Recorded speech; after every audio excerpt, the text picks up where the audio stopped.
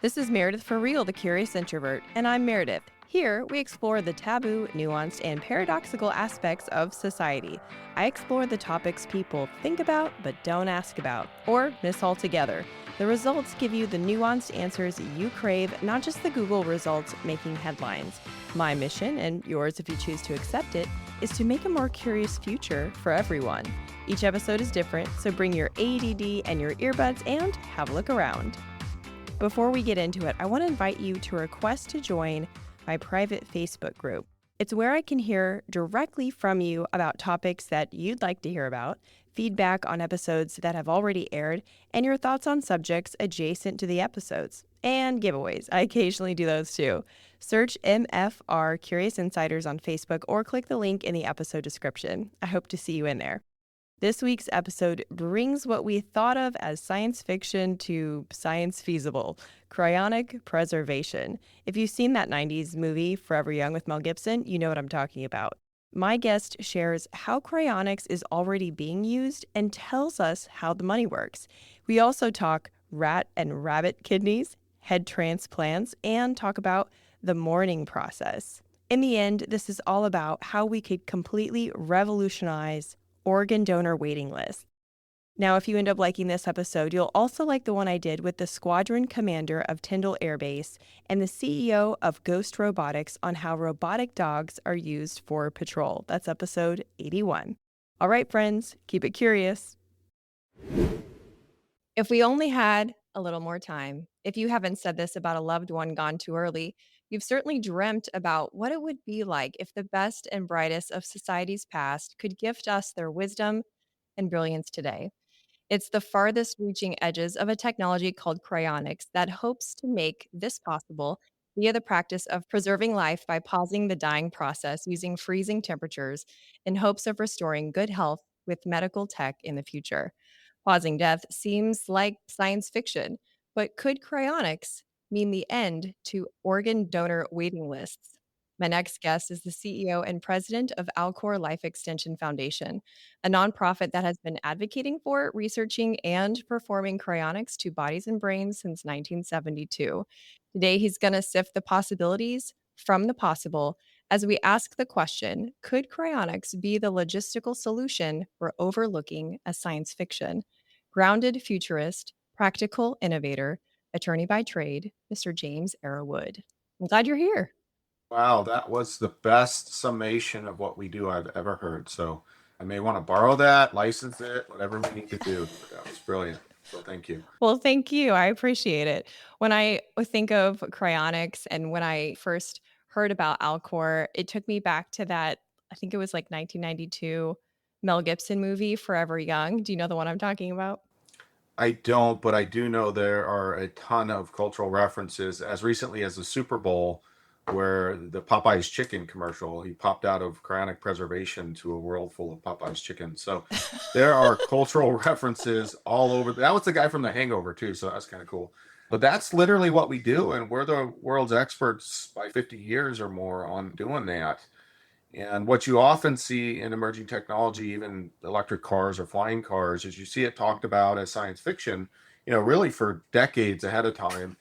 And it's really grounded in something, right? It's grounded in hard science, which is really thermodynamic biochemical engineering. So if you want a mouthful, that's the people I work with on a daily basis. Some of the smartest people on earth, no exaggeration, and people that kind of know more than we do, know more than I do. And that's what attracted me to the position. So I was just a lawyer doing my lawyer gig, and Alcor was one of my clients. I was known for working in kind of emerging technology or science fiction-y space stuff.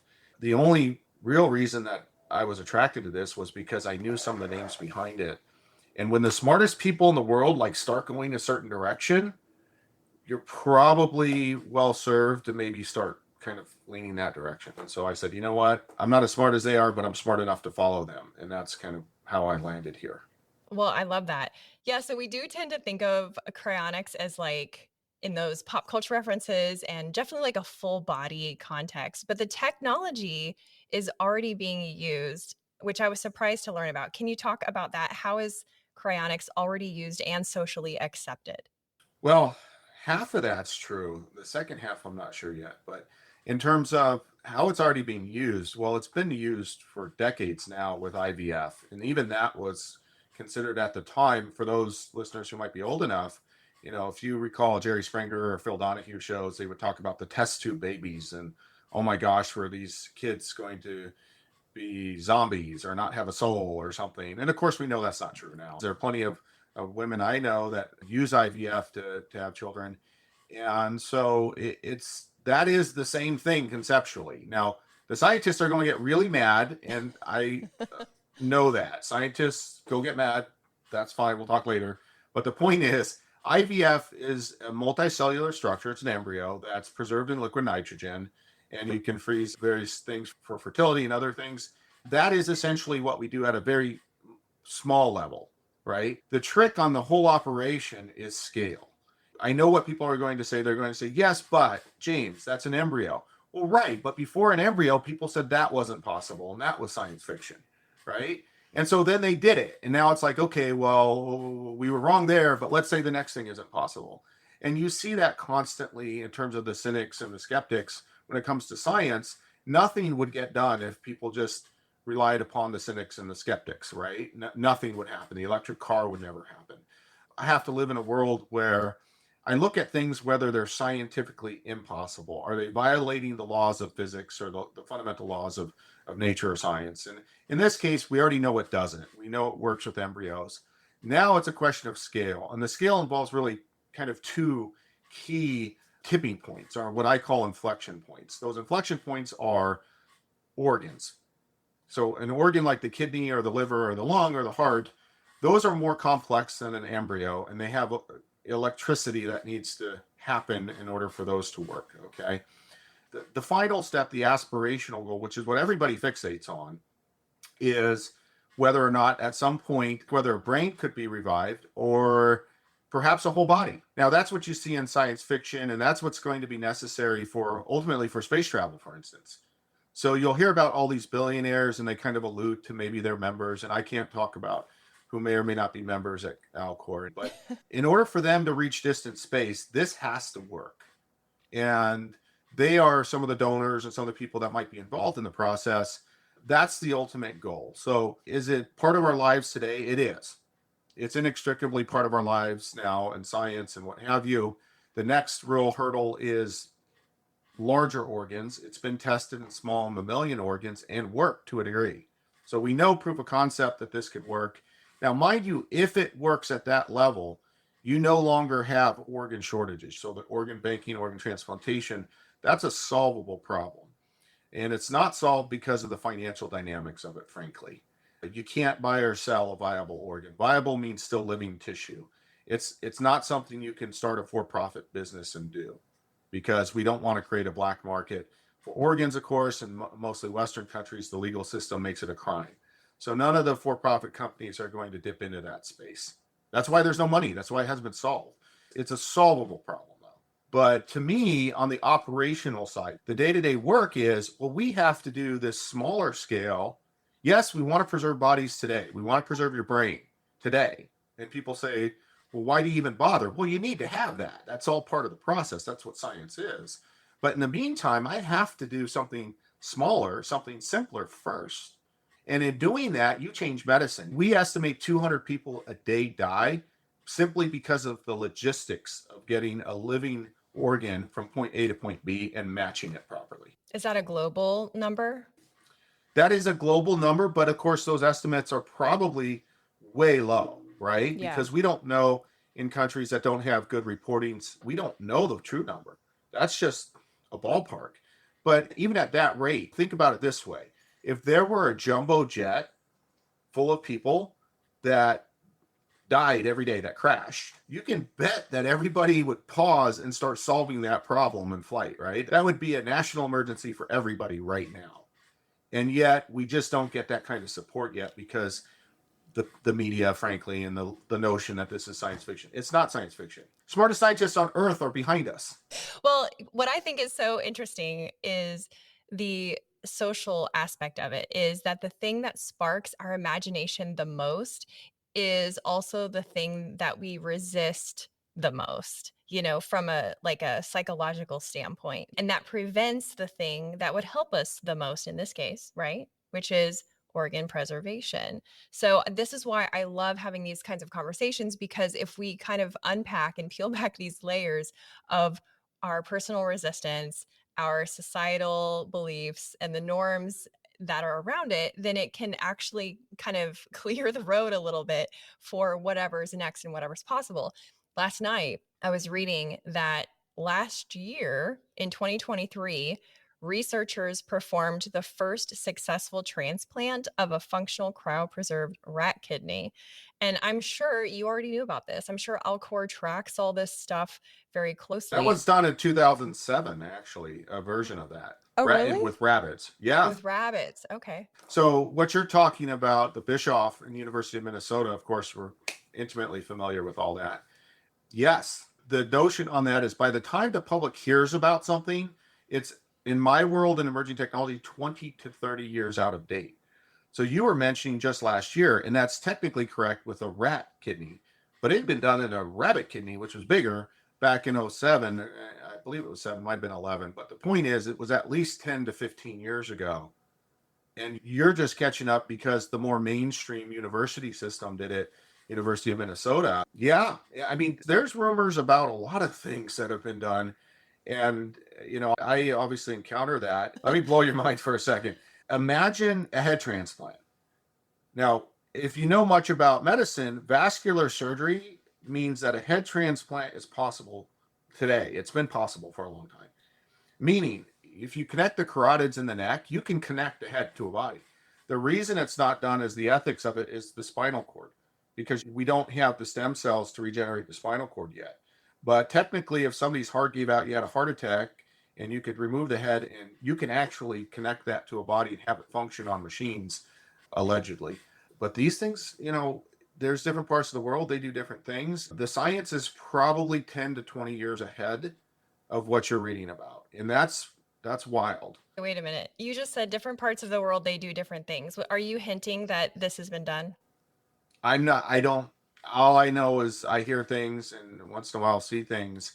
And, obviously we have a set of medical ethics, and certainly at Alcor, we can't do certain things, but there are rumors that the technology is well beyond what you've read. Because again, what you're reading about are what are considered in the space to be the scientifically valid, meaning they follow the scientific method, they reported, it's what's called peer reviewed. Right. And peer review is incredibly important in this space. And in fact, Alcor, we're committing now, we just have a molecular and cellular PhD that started with us, and we have a neurobiologist that's starting in a few days. And so one of our goals is to get more of that peer review, because before you can really get it societally accepted, it has to be peer reviewed. But that doesn't mean that in other places where they have different kind of standards and ways of doing things, that they're not already doing certain things. Is Alcor at all participating in research to progress the possibility of organ banking? Yes. I mean, that is our kind of fundamental eat the elephant bite. And by that, I mean, how do you tackle big problems? If you tackle big problems by trying to swallow them whole, you're never going to succeed. You're going to choke in the process. So I have a process I try to implement in life called eating the elephant. And how do you eat the elephant? You eat the elephant one bite at a time. And before you can ever get to the brain, now the brain, we do a ton of research on. We have a neurobiologist coming on board real soon to start looking at neural synaptic connections. And this has tons of other applications, by the way. Alzheimer's research, epilepsy research, CTE, the chronic traumatic encephalopathy for the NFL, right?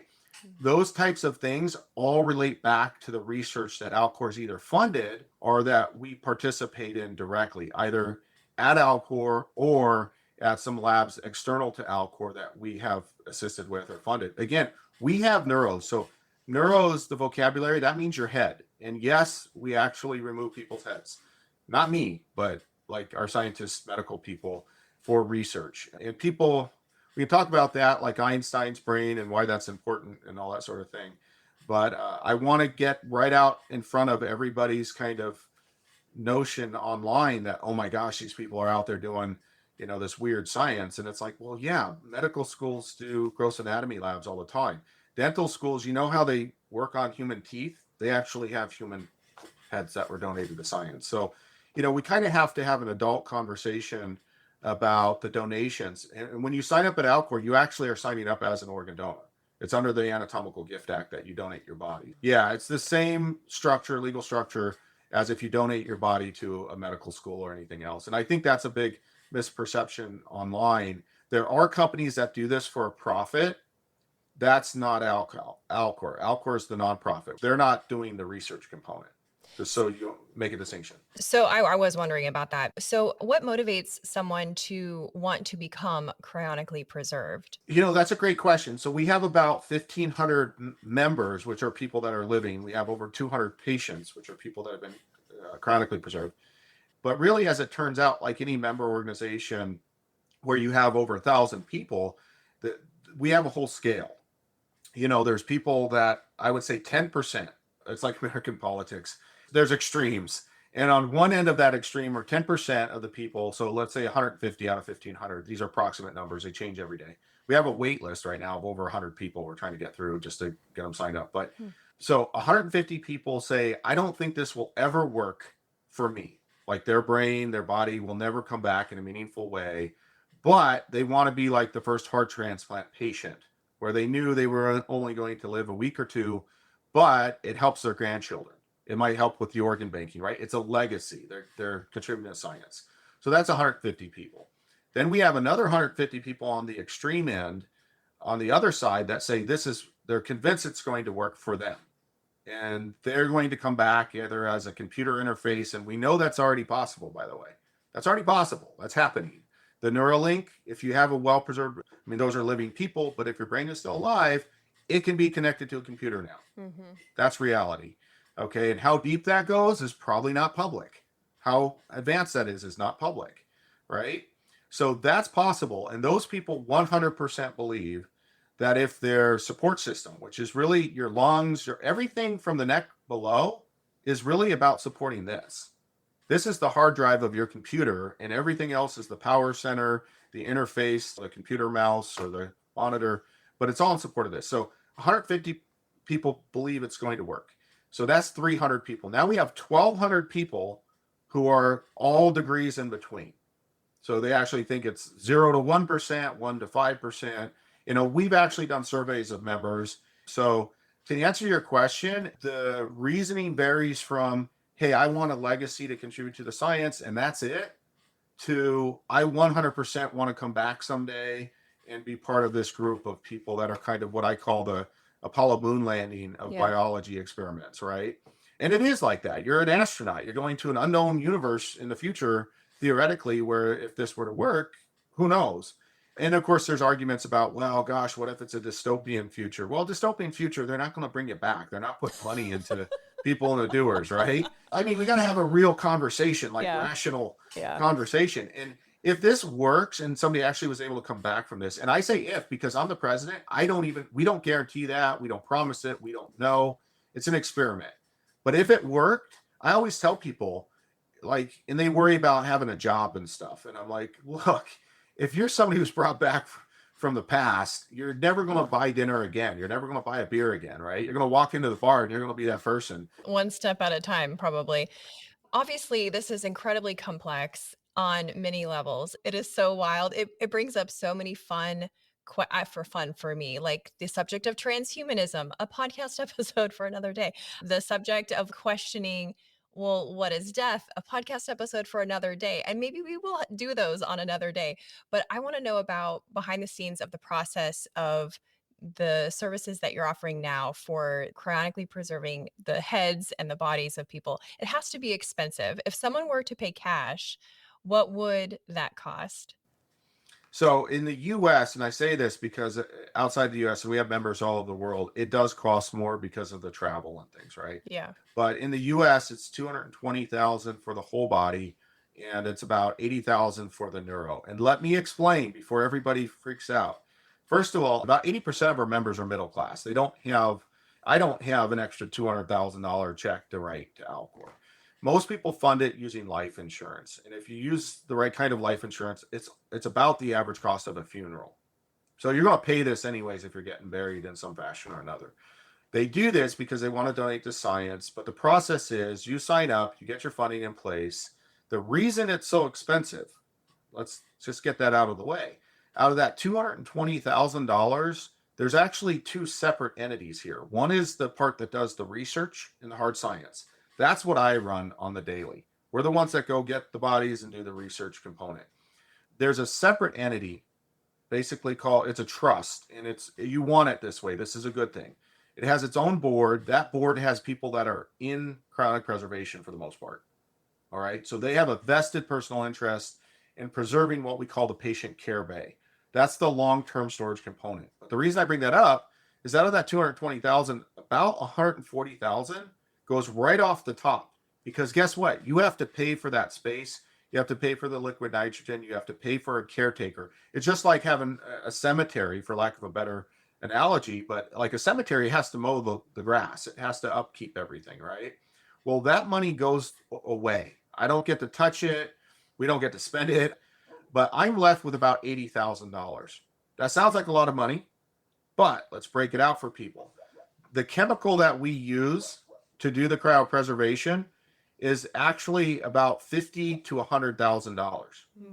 And we don't make a profit on it. Well, that's what we pay for it. It's extraordinarily expensive because it's actually these tiny little, essentially fish proteins. Again, scientists don't get mad at me. I'm not a scientist. All right. They're far more complex than that. But what they essentially do is they prevent ice nucleation in your body. And ice nucleation is what kills living cells. So when you hear about freezer burn on a steak and why is it weird and it's got that little frost on it, that's a bad steak, right? That doesn't taste good. That doesn't look right. Well, that's what we're trying to prevent. We're trying to prevent that from happening so your cells are still viable at the time of death. That chemical, again, 50 to 80,000 on the whole body, maybe 100. We actually lose money on the recovery of bodies overall as an average. So about 60% of our revenue is actually from donors. So the donors actually make up the ground. Again, we need to get the bodies to do the research, so we kind of take that hit. But the process is you sign up as a cryopreservation member. It's about 60 to 70 pages. I mean, it's this lengthy contract because we know that people may challenge that. They hear $200,000 and cousin Johnny, who never met you, comes out and says, I want that money, right? So we have these contracts. You sign them. Once you get signed up, you get assigned a patient number, and that makes you kind of anonymous in the system. Some people want to be anonymous, and some people are not. Some people are public. So you sign up, and then we put you in our system, of course. And if you ever have any health issues or anything else, we ask that you let us know. So even if you're going in for just a common surgery, we have a medical response director who's actually a trauma nurse by training.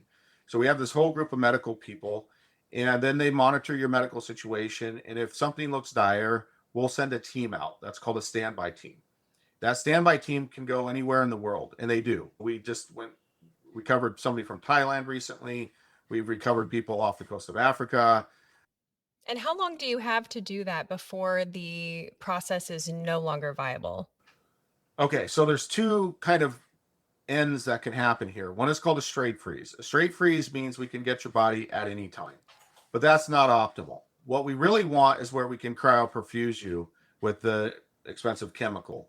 That can vary in time. It depends on how you're kind of cooled at the time of death, anywhere from immediately to 12 to 24 hours. It depends a lot on circumstances. We actually try to get to you in advance. So we have a standby team outside the hospital. Most people die in the hospital, statistically speaking, or in hospice. So a good percentage of our cases, we're able to have the standby team ready. But accidents happen. That's part of the job. It is really challenging for our staff. For me personally, like an accident, we had a minor recently that was a teenager that died in an accident. Really hard stuff because you feel for the parents. You often know the parents if they're members. You know, I had a call one time of somebody I'm close to, and they had a child that passed unexpectedly, you know, and I just felt terrible, but we have to do our jobs. And so I had a team within 15 minutes deploying. Wow. If we can get to you within hours, then we have a reasonable chance of actually doing the cryoperfusion and getting you preserved that way. But yeah, we have to be on standby 24/7. People tend to die on holidays. So like I've been at Alcor with the patient. So you're dealing with death on Christmas.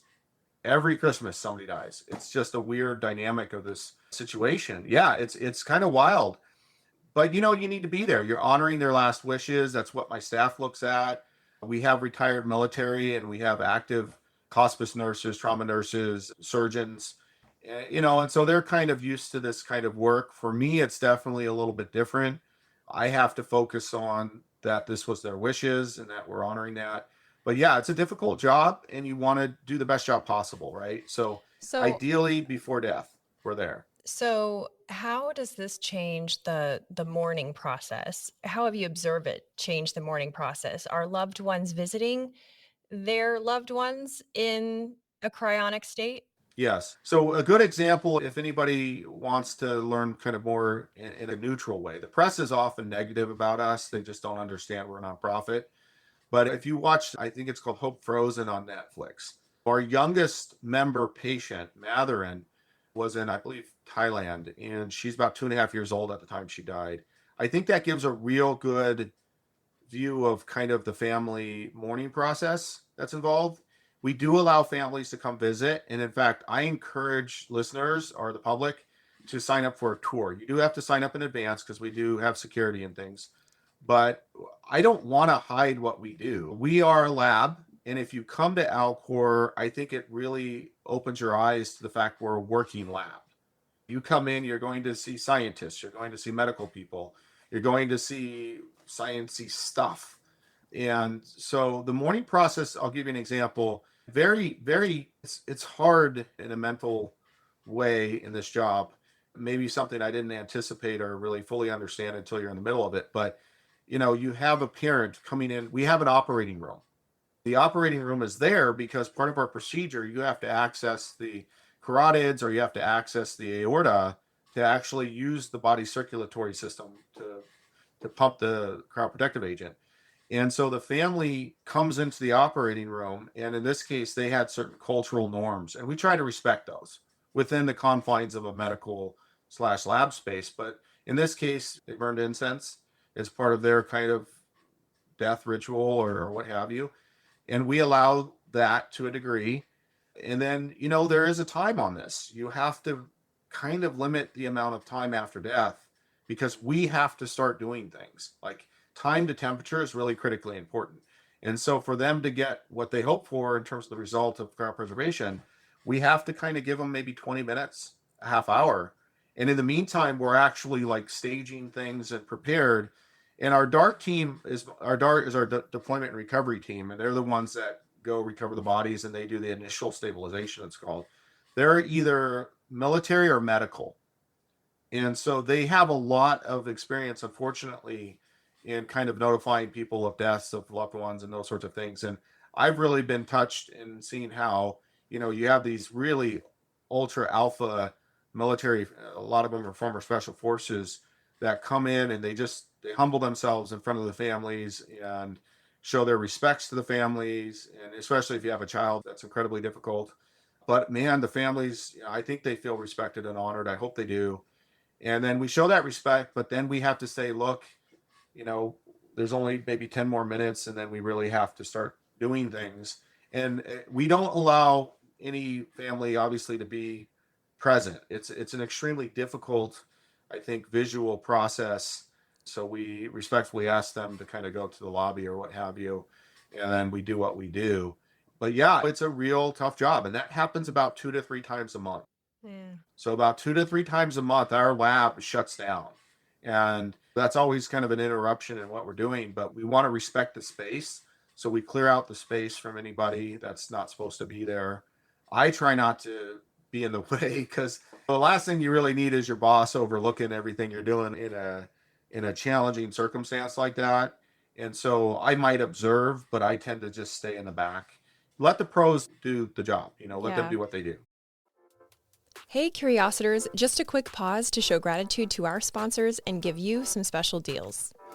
It's that time of year for front porch pumpkins and football barbecues, but here in the southern US, mosquitoes can still be an unwanted part of the equation. I've been using Insect's mosquito service since 2019, and I love that they guarantee their work and pollinators are always top of mind. But don't wait to get on their schedule. If you're in the Florida Panhandle or the Gulf Coast of Alabama, give Insect a call, ensec.net. I'll be honest, there are not a ton of podcasts in my rotation, but the Jordan Harbinger Show is one of them. He and his guests weave story and thought with such conversational ease. You get sucked in the best way possible. I recently listened to episode 1031 with guest Dr. Sarah Hill about how birth control rewires women's brains. I love that he chose that topic, and it's so good that you'll want to take notes. I also really love episode 784 with Rami Romani, who shares incredible stories of ancient and modern day Egypt, including a super intense escape story with him and his wife, and the truth about ancient Egyptian curses. I mean, just from those two episodes, you can see how varied his topics are. You can't go wrong with adding the Jordan Harbinger Show to your rotation. It's incredibly interesting. There's never a dull show. Search for the Jordan Harbinger Show. That's HARB as in boy, IN as in Nancy, GER on Apple Podcasts, Spotify, or wherever you listen to podcasts. This show is also supported by the UWF Historic Trust. Don't pick another boring venue for your next work event. Check out one of the Pensacola Historic Trust's 12 museums. Now, if you watch the show on YouTube, you see the beautiful backdrop of Trader John's, the exhibit where I record the show inside the Pensacola Museum of History. Booking an event with the Trust will not just be a memorable event for your guests, but also support the efforts to keep Pensacola's historic charm preserved. Learn more at historicpensacola.org. Now back to the show. Remember to stay till the end where I give you a sneak peek of next week's episode. I want to switch gears a little bit and ask you some difficult questions. I'm asking them with lots of respect, but I also want to respect what I perceive to be the thoughts of my audience as they kind of digest this topic. So my first difficult question is, what happens if you lose funding? Well, that's a great question. So, in the past, going back to 1988, what we call the Chatsworth disaster, there have been a number of cryonics organizations. In fact, they've all failed for the most part. The good news is in something where you're doing long-term storage for 50 years or 100 years in the future, Alcor has over 50 years now of survival. And the reason for that is it's split up into two different entities. Okay. And they're both nonprofits. And the Patient Care Trust is the long-term care entity. That is extremely well protected, extraordinarily well funded. It's actually much more funded than I am on the operations side. So if the operations, meaning the research component, were to, for any reason, go out of business or shut down, it kind of wouldn't matter. I mean, it would suck because we really feel like we're doing really good science and work. And we're taking a lot of shots and have for years because people were skeptical. But now, what I call the complementary science, you're starting to see like the Bischoff University of Minnesota, they're doing stuff that Alcor envisioned 25 years ago. Mm-hmm. So mainstream universities are just catching up. And that's very often the case, right? It's the innovators, the entrepreneurs that are out there way ahead of the game. And then academia and legal, those all kind of play catch up. So the good news is the long-term care trust is great. You know, they have a very significant source of funding. They have their own legal structure. The bottom line, it would suck for me, but the patients would be fine. And you've said in another interview that the revival part of it, the idea that it would be the real life Forever Young movie with Mel Gibson, that is what you called the Millionaire's Game. Is it Alcor's plan to kind Billionaire's Game. Billionaire. Billionaire with a B. Yeah, you need real money for that. So is it Alcor's plan to have another branch of the organization that simply pursues the revival part of it, funded by a silly money billionaire? There actually are existing entities that Alcor is familiar with, if not in some way connected to with staff or other scientific collaborations that are already working on that part of things. I want to be clear, that's not what Alcor's daily job is, which I think is what you're getting to. We're in the preservation business, as it were. We're in the science of preservation. Revival doesn't matter if you don't do a good preservation, but revival is extraordinarily expensive to even think about. Neuralink is a great example, but Bezos and Bill Gates have a collaboration on a company that's doing something similar where they're actually connecting the brains and trying to do all that. So that's a game in science where you need billions upon billions of dollars to do it. We don't have billions of dollars to do it, but we are certainly at the forefront and in communication with a number of entities that are trying. And here's the thing, they can't really do that without us. Nowhere else on earth has 50-year-old cryopreserved remains. We're it. And they kind of need that in order to look at any forms of revival. And actually, just this last week, it was super cool. I was checking out these slides of your neural synaptic connections. So your synapses are where your personality and your character and everything are alive. That's the electrical activity that gives you your character and your personality. And so we were looking at these ultra detailed molecular level slides of the brain firing these chemical impulses at the individual level. And your brain has billions, if not trillions, of these things. And so I say all that because, yes, I mean, we're there talking to the revival people. It's just not realistic for us to be in the business of personally taking lead on that. Yeah. And I'm sorry, the question is, could we have an ancillary entity? Yes, it is possible even to do a for-profit subsidiary. I would not recommend that for the cryopreservation piece because I think the ethical issues of incentivizing kind of going the cheap route, which is why I think so many cryonics organizations have failed. The for-profits have failed because they're using stuff that just isn't state of the art because state of the art is too expensive. That being said, there's other uses for this technology, and we may touch on that, but like trauma medicine, certainly space travel. I mean, space travel is part of this. Those are things that could be monetized. And the way the law works is you can actually do that in a way that the profits feed up into the nonprofit. So that would actually help our research. And that's actually how a big entity called OpenAI, that's how they've been structured with artificial intelligence.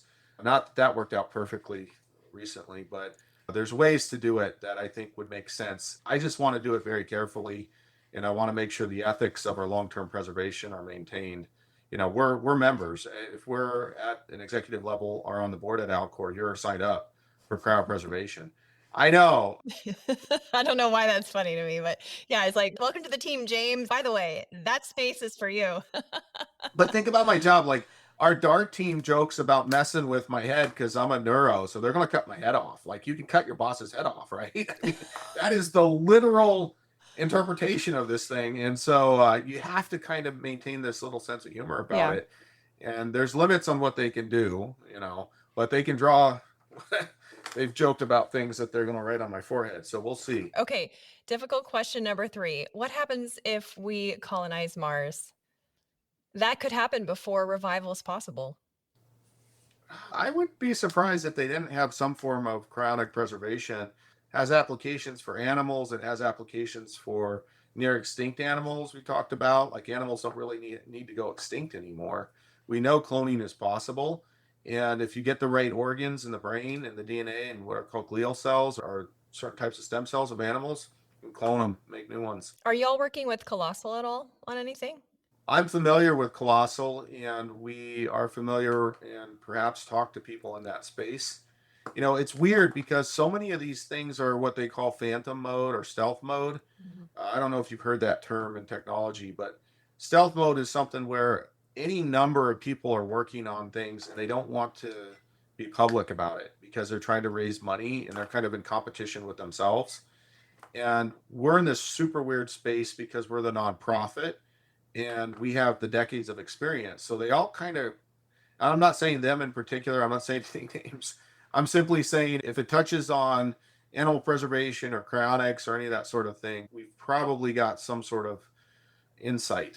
I have to be careful, but there's a ton of confidentiality in the space because there are people that, you know, I mean, let's be real. There's a lot of money to be made if this works in certain applications. Yes. And there's a lot of like ethical considerations also. And so earlier you mentioned some of the exciting potentials like space travel. These are again the parts that recruit our imagination, but there's also lots of parts of this that recruit our fears. And so I want you to put your lawyer hat on, not like you ever took it off, but adjust it a tad, because I also want to ask you about which of these things that I kind of have in my imagination that you might be most concerned of, because this could form a whole new type of classism, right? Like you joked, oh, somebody who is successfully revived, they're never going to buy their own beer ever again. They are going to be a famous person. They're going to be, followed and studied. Overpopulation challenges could worsen if infertility trends continue as they are, and those who are cryopreserved and successfully revived can reproduce with fewer genetic malformities than the rest of us at that time. I mean, that could be some sort of dystopian baby making factory. And these are dark. And like I said, admittedly, not your area of expertise, but from a legal standpoint, I guess which of these things do you feel like we should consider with caution the most? Well, thanks for asking. That's really important stuff. And there's a reason that Alcor has 2 or 3 lawyers on our board and a lawyer in the CEO role. And that is because we do actually heavily consider the ethics of a number of things we do. I mean, to the point where operationally it can almost be frustrating. To your point about a dystopian future, again, I think that before you can even consider the notion that genetic things would be addressed in a cryopreserved person, they're going to be preserved or addressed in living people first, right? And when I say living, I mean people that aren't cryonically preserved and that are otherwise healthy. So I think society inherently, realistically, you can go 1,000 directions. And in fact, people do. And I always reference people to the Ken Burns documentary, world famous documentarian, probably the best that's ever lived in our generation. But he did a documentary. And by the way, I am an expert on emerging technology. I can take that title in that I lecture at a number of universities on this. But the point is, in emerging technology, you almost always get fear as the leading emotion before widespread adoption. And cultures have to get past that fear. You see it with driverless cars, which are the relative risk ratio is far better. They're going to save far more lives than they cost. But nonetheless, people are, oh my gosh, they're going to kill people. Some people are going to die in that fashion, but less people will die. That's just a science fact, okay, by once it's adopted. But with regards to cars, Ken Burns did this documentary, and he literally has film footage from, I think it's the 1920s, of a farmer shooting a real shotgun with things that will kill you at a car with people driving past because they considered it, they literally called it the devil's ride. And they thought that the internal combustion engine was fueled by the fires of hell or something, And so you get these cultural things that are just not scientific, and there's no actual basis for having those ethical fears. Okay. And I think when you look at society and how it develops with regard to any emerging technology, the tendency is actually to overregulate. When things actually become possible, particularly in Western societies, you see overregulation. What you see is the technology being stifled before it can actually reach its potential or maximize potential. So I think in the same vein, none of this is going to happen in a society that has the intent to do harm to citizens, because it's antithetical to that notion that you're going to revive people when that money could be spent on living people. It just doesn't make any logical sense. So if this were to ever happen and work, I think that it will be in a presumably better society, a society that's more accepting of science and its possibilities. And that will have presumably solved the problems that killed the people in the first place. That's kind of a threshold that has to be part of the presumption. The second part of this, the thing that I'm actually most concerned about is I'm most concerned about the perception or the reality that this is only for wealthy people. Because I think you do create that class system that you're talking about, where the notion is that only billionaires can afford to do this. And that is why Alcor is a nonprofit. That is part of the reason that we think life insurance is the solution to that. I would like to see a lot more diversity, because science is all about having multiple subject matters to explore. And right now, our membership tends to be male. It tends to be, between the ages of 40 and 60. It tends to be Caucasian, those sorts of things, not exclusively, but the problem in science is that everybody's body mass index, your genes, your race, your weight, any number of factors go into how your cryopreservation looks to us scientifically. So I actually, as a quasi-scientist wannabe, I want more people from all over the world and all different types of people to sign up. That's personally important to me. And wealth is not like you don't get a better cryopreservation necessarily. The only difference that wealth might make is it might make a difference in terms of your transportation if you happen to have a private jet. It might be a little bit faster just because it's there. But in terms of my team, whether you're rich or poor, my DART team is going to recover you in the best way possible. The ethics of that are absolute, but that's the singular greatest issue ethically. Well, as we wrap up, I want to turn back to the organ banking, kind of where we started, because I think what you're doing is so important. I have a dear friend whose brother's life is just on pause because he is waiting for an organ. And he has been waiting for that organ since he was a little boy. And he can't move on with his life. Like he can't bloom into the kind of adult that he wants to be because he is waiting for this organ. So, kind of as we wrap up, how far away is this possibility? And is there any reason that people wouldn't want this to happen? Like, are there any major societal barriers or corporate barriers that we should be aware of as we root for this to come to fruition? I think, and I'm not the expert, but just in the seat that I occupy, it's an utterly solvable problem. I think it's not been solved because of lack of resources applied. I think that we're on the 95-yard line in American football. There's only 5 yards to go, but it's an incredibly challenging 5 yards. From what I've talked to medical professionals, some of the best in the world, they need about 6 to 8 weeks to do perfect matches, essentially, which means, guess what? No dialysis. It means no anti-rejection meds anymore if you can do these DNA matches. And with AI now, you could do quick matches, within weeks or a month or two.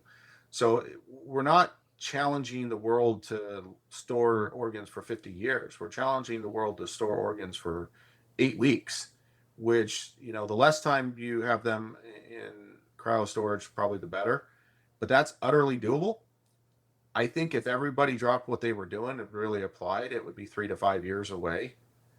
And then on the flip side, though, understand that in reality, that's a multi-billion-dollar a year for-profit industry to keep people on dialysis or to keep people on anti-rejection meds.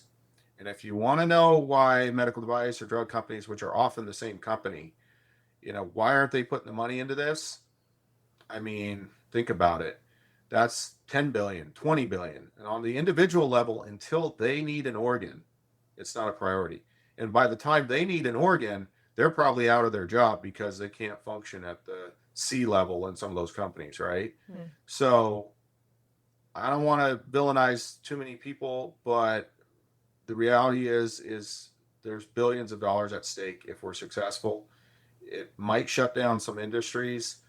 And so there are absolutely political and cultural headwinds that get played to for what we're trying to do. At this point, I'm at a stage in life where I kind of just don't care. I mean, I don't care in terms of, take your best shot. I'm going to continue to try and solve this problem. I'm no longer beholden or no longer need them as clients in my professional life or personal life. I'm not money motivated at all. I didn't take the job for the money. It is extremely personal. And like you said, you have a friend. I had a friend who needed a kidney, and they didn't do anything wrong. That's the unfairness of it all, right? This person didn't do anything. They were just born with this polycystic kidney disease, and very vibrant, very smart person, full of life. And simply for lack of effort and lack of resources applied, their life will be shortened. Mm-hmm. And that's absolutely unfair. And it's an utterly solvable problem. And it's not even that complex in the sense of, you can freeze steaks for 6 months or a year. Yeah, I know that's different. Scientists, I get it, but it's not that different. Like, it's solvable. That is frankly what motivates me. That's what wakes me up every day. Whether you think you're going to come back in any meaningful way, again, that's not the point of the exercise. The point of the exercise is science is only advanced by people donating, in this case, your remains and helping fund the science. And we are truly a nonprofit. You can look that up. We're doing it, and I'd prefer the more help, the better. I think that is the perfect place to wrap up. I'm going to link Alcor's information in the show notes. Thank you so much, James. This has been a great conversation. Thanks for listening. If you liked this episode, you'll also like the one I did with the squadron commander of Tyndall Air Force Base and the CEO of Ghost Robotics on how robotic dogs are being used for patrol. That's episode 81. Stay tuned next week for a remastered favorite with a sobriety coach and scientist explaining the real way to know if you're an alcoholic. Until then, keep it curious.